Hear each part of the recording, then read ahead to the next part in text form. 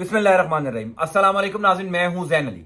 नाज़रीन, आज 31 मार्च है और दिन है जुमे का। सुप्रीम कोर्ट ऑफ पाकिस्तान में इस टाइम इंतहाई अहम केस की समाअत चल रही है। पूरी कौम की नजरें बल्कि दुनिया भर में जहां जहां पर भी पाकिस्तानी मौजूद हैं वो सुप्रीम कोर्ट ऑफ पाकिस्तान की तरफ देख रहे हैं, जहां पर पंजाब और खैबर पख्तूनख्वा में 90 रोज के अंदर इंतखाबात करवाए जाने का केस चल रहा है। आज इस केस की समाअत का 5वां दिन था।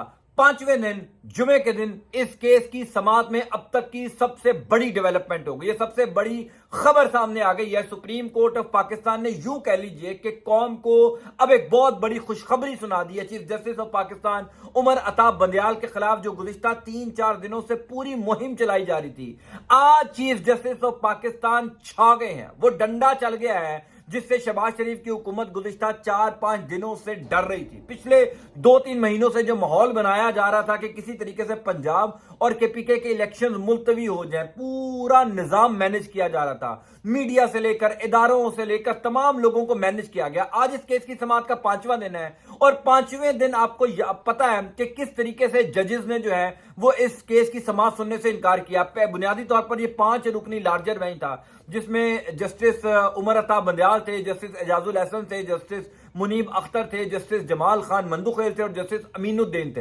हर गुजरते पल के साथ, हर गुजरते दिन के साथ इस केस में कोई ना कोई नई डेवलपमेंट हुई है, क्योंकि बहुत पसे पर्दा मामला तय हो रहे थे, लोगों को मैनेज किया जा रहा था। कल जस्टिस अमीनुद्दीन ने इस केस की समाअत करने से इनकार किया। आज सुबह 11:30 बजे इस केस की दोबारा समाअत शुरू हुई तो जस्टिस जमाल खान मंदुखेल ने कह दिया कि मैं भी इस केस की समाअत नहीं कर सकता। अब नून लीग जो है वो बड़ा खुश हो रही थी, गो के नून लीग के ऊपर जुमे का दिन बड़ा भारी रहता है और आज एक दफा फिर चीफ जस्टिस उमर अताब बंदयाल ने मुस्लिम लीग नून के ऊपर बिजलियां गिरा दी हैं। वो पूरा प्लान, वो पूरा मंसूबा जिसको इंप्लीमेंट करने के लिए पूरा जोर लगाया जा रहा था, आज वो पूरा मंसूबा खराब हो गया, खत्म हो गया। इलेक्शन 90 रोज में करवाने पड़ेंगे, क्रिस्टल क्लियर हो गया।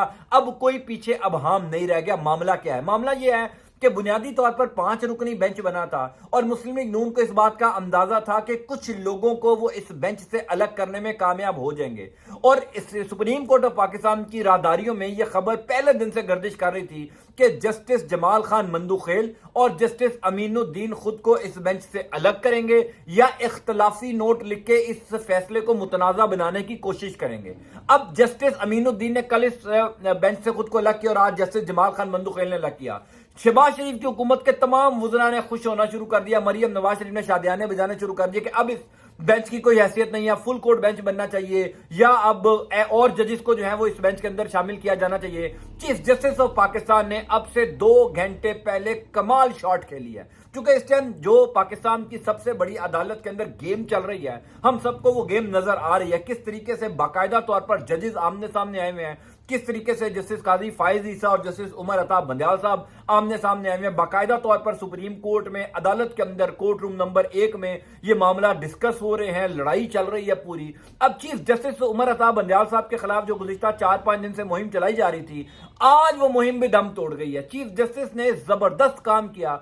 उन्होंने आज ये कहा जुमे से पहले कि अगर कोई इस बेंच में शामिल नहीं होना चाहता, कोई समाअत नहीं करना चाहता या किसी और मुबैना किस्म की वजूहात की वजह से वो इस बेंच का हिस्सा नहीं बनना चाहता, तो कोई बात नहीं। अब 3 रुकनी बेंच ही इस केस की समाअत करेगा, यानी चीफ जस्टिस उमर अताब बंदयाल साहब, जस्टिस एजाजुल एहसन साहब और जस्टिस मुनीब अख्तर साहब। 3 रुकनी ये बेंच है जो इस केस की समाअत करेगा। एक चीज मैं आपको बता दूं कि chief justice of Pakistan Umar Ata Bandial के इस फैसले से पूरी कौम खुश हुई है, क्योंकि इस टाइम हर बंदा ये चाहता है कि किसी ना किसी तरीके से पाकिस्तान की अदलिया खड़ी हो जाए, पाकिस्तान की अदलिया स्टैंड ले ले। जिस तरीके से लोगों को मैनेज किया जा रहा है, जिस तरीके से हर आधे घंटे बाद कोई ना कोई सुप्रीम कोर्ट ऑफ पाकिस्तान से डेवलपमेंट आ जाती है, फलां जज ने इनकार कर दिया, फलां जज ने इख्तलाफी नोट लिख दिया, फलां जज ने कहा। लेकिन दिलचस्प बात यह है कि अभी तक ये जो 5 रुकनी लार्जर बेंच है, इन 5 जजों में से किसी एक जज ने भी अभी तक ये नहीं कहा कि 90 रोज में इंतखाबात नहीं होने चाहिए। यानी सबसे इंपॉर्टेंट बात यह है कि जिस